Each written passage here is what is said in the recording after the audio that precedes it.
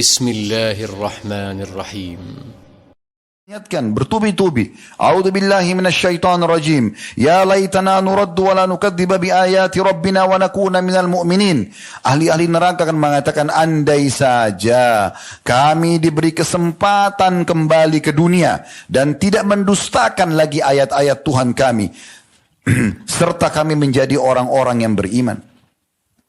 Di dalam surah Fatir, Allah Subhanahu wa taala juga mengingatkan, surah nomor 35,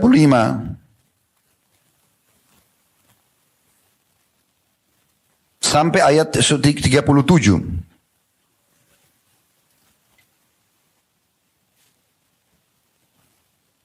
Yang bunyinya, A'udzubillahi minasyaitonirrajim. Walladzina kafaru lahum naru jahannam la yuqda 'alaihim fayamutu wa la yukhaffafu anhum min 'adzabiha. Kadzalika najzi kulla kafur. Orang-orang kafir yang masuk neraka jahannam, mereka tidak dibinasakan sehingga mereka mati. Di neraka orang disiksa sampai terbakar semuanya, habis daging-dagingnya semuanya, tapi tidak mati. Kemudian mereka tersiksa dengan itu, lalu Allah kembalikan lagi daging mereka, pengembaliannya pun sakit. Nanti akan kita jelaskan riwayat berhubungan dengan masalah itu.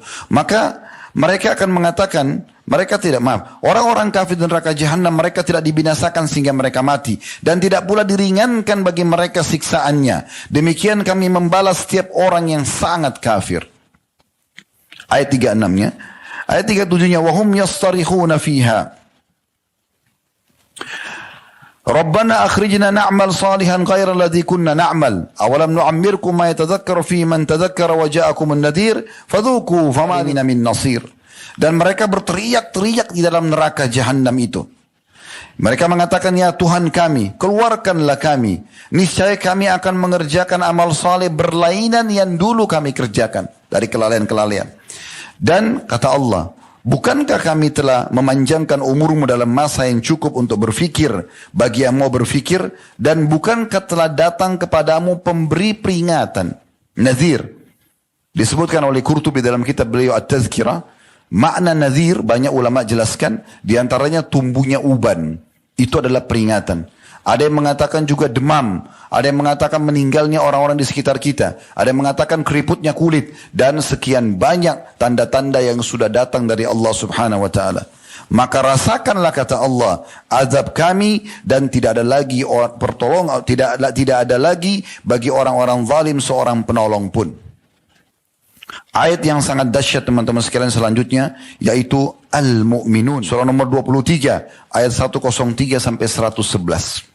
Dan kita akan ikutkan ini dengan hadis Nabi SAW yang saya harap saudaraku Siman hadirkan hati anda merenungi ini. Jangan cuma didengar dengan telinga kanan keluar telinga kiri. Karena ini penyampaian dari Sang Pencipta Allah, hanya kami sampaikan melalui lisan kami saja. Allah SWT berfirman di ayat 103-nya surah Al-Mu'minun.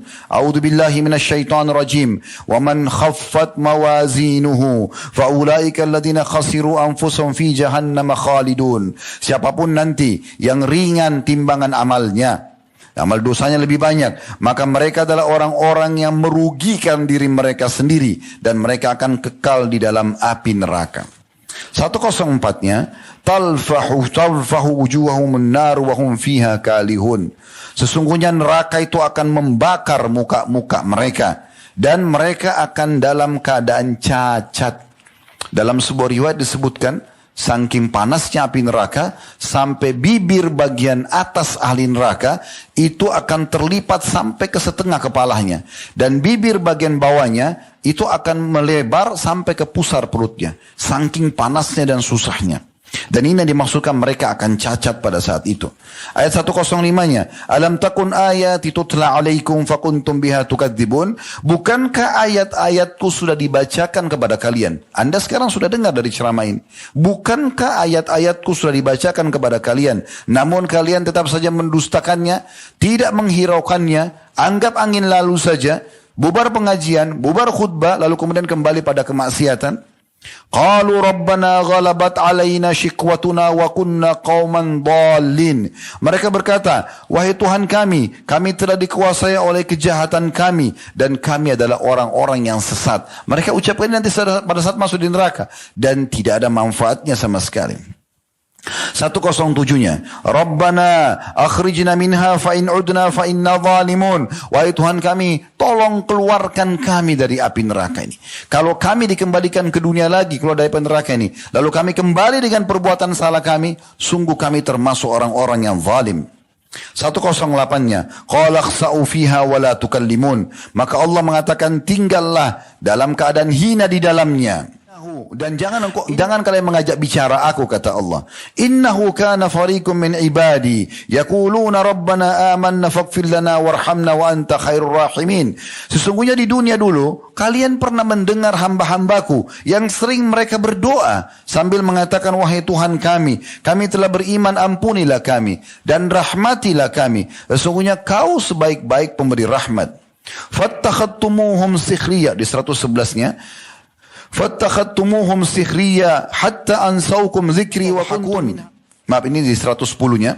Artinya, kalian menjadikan mereka sebagai bahan olokan, alim lah, so alim dan segala macam bahasa, sampai akhirnya membuat kalian dengan olokan itu lalai dari mengingatku, dan kalian suka menertawakan mereka. Orang-orang beriman ditertawakan dengan penampilannya, dengan ibadahnya.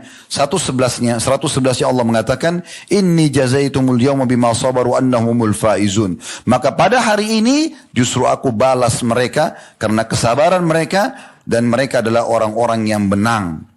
Diriwayatkan dari Abdullah bin Amr radhiyallahu anhu, renungi baik-baik riwayat ini. Hadis sahih diriwayatkan oleh Al-Baihaqi.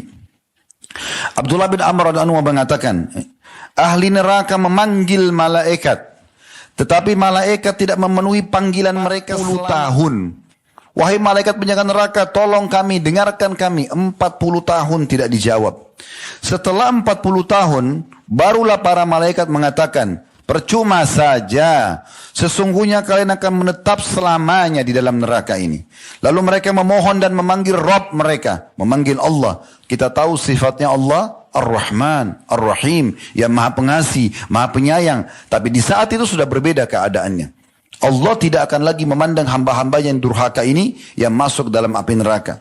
Mereka akan memanggil Rabb mereka dengan ucapan mereka. Disebutkan tadi dalam surah Al-Mu'minun yang sudah kita bacakan ayat 107. Rabbana akhrijna minha fa in udna fa inna zalimun. Wahai Tuhan kami, kembalikan kami di dunia, keluarkan kami dari neraka ini. Dan kalau kami kembali ke dunia lalu kami kembali dengan amal-amal buruk kami lagi, sesungguhnya kami termasuk orang-orang zalim.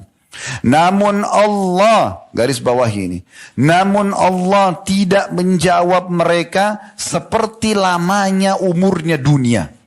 Berapa miliar tahun umur dunia ini? Begitu miliar tahun Allah tidak menjawab mereka. Maknanya mereka disiksa terus selama 24 jam itu. Setelah itu pun, setelah seumur dunia mereka tidak dijawab, Allah akan menyebutkan dan menjawab mereka. Tadi sudah kita bacakan Al-Mu'minun ayat 108. Yang Allah mengatakan, ikhsa'u fiha wa la tukallimun. Tinggallah di dalamnya dalam kondisi terhina, dan jangan pernah kalian mengajak bicara aku. Maka kata Abdullah bin Amr radhiyallahu, setelah itu kaum itu pun berputus asa. Tidak ada yang dapat mereka lakukan kecuali mengeluarkan nafas dan menariknya dengan merintih. Suara mereka menyerupai suara keledai. Mula-mulanya mengeluarkan nafas dan akhirnya menariknya dengan merintih. Sekali lagi riwayat ini riwayat At-Tabarani dengan sanad yang sahih, dan Al-Mundhiri juga sebutkan dalam At-Targhib At-Tarhib. Dalam riwayat yang lain, dan riwayat sahih diriwayatkan oleh Al-Hakim, Abdullah bin Qais radhiyallahu anhu berkata, Rasulullah SAW bersabda, Inna ahlan nari la yabkun. Sesungguhnya penghuni neraka pasti akan menangis. Hatta lau ujriyatus sufunu fi dumu'ihim lajarat. Kalau seandainya kapal-kapal akan dijalankan di atas genangan air mata mereka, niscaya akan bisa dijalankan karena penuhnya dengan genangan air mata mereka. Wa innahum la yabkuna dama, yakni makanad dam'i. Dan ketahuilah sungguhnya mereka akan menangis ya, darah ya, sebagai pengganti tempat keluarnya air mata. Jadi biar sudah darah yang keluar, tetap tidak ada manfaatnya lagi. Saudaraku seiman, sebelum tiba hari penyesalanmu, maka selamatkan dirimu. Detik ini, hari ini Allah masih memberikan kita umur, ini adalah hari emas kita. Kalau masa lalu kita masih ada dosa, segala taubat nasuha. Perbaiki, apalagi kita berada di bulan suci Ramadan. Kalau yang lalu penuh dengan amal-amal saleh, maka jaga, konsistenkan, tingkatkan kualitasnya sampai kita bertemu dengan Allah Subhanahu wa taala. Dan ingat, kita bertemu dengan Allah sendirian. Wasiat Atha bin Abi Rabah kepada salah satu khalifah Umayyah pada saat itu, pada saat beliau datang ke istananya, beliau mengatakan pada saat khalifah mengatakan ada hajat wahai ayahnya Muhammad. Ini julukannya Atha bin Abi Rabah. Kata dia, iya wahai Amir Mu'minin. Sambil berdiri menatap wajahnya khalifah pada saat itu sambil mengatakan, sesungguhnya engkau diciptakan oleh Allah lahir di muka bumi sendirian. Engkau juga beramal sendirian. Yang kau pilih, amalmu adalah sendirian, amal baik atau amal buruk. Dan engkau akan meninggal sendirian. Engkau akan dibangkitkan sendirian. Dan engkau akan mempertanggungjawabkan amalmu sendirian. Sungguh demi Allah, semua singgasana dan sekitarmu ini, dayang-dayang, para menteri tidak bermanfaat bagi kamu, kecuali kalau kau bertakwa kepada Allah. Maka khalifah pun sempat menangis dan mengatakan jazakallahu khairan. Kita tutup teman-teman sekalian dengan beberapa statement para salafus salih. Bagaimana Fudail bin Iyad rahimahullah berkata, menceritakan tentang keadaan para sahabat. Aku mengenal beberapa sahabat yang dekat denganku, maksudnya sahabat dia ya, yang mereka menghitung ucapannya dari Jumat ke Jumat. Artinya mereka hati-hati sekali.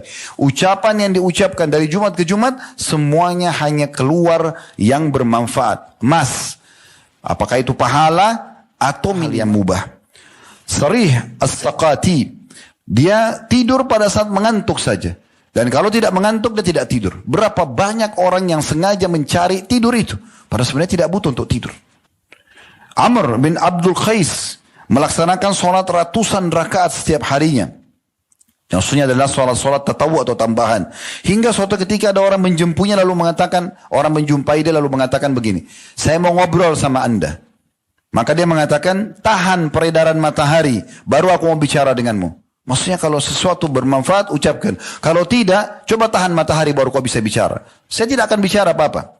Dalam kesempatan lain, lalu dia mengatakan pada orang-orang, bersegeralah. Sungguh aku sedang terburu-buru. Ada yang tanya, anda terburu-buru mau kemana? Dia menjawab, sebentar lagi akan dicabut nyawaku. Artinya, dia menyadari bahwasanya dia akan mati. Tidak ada waktu untuk berbuat hal-hal yang tidak ada manfaatnya.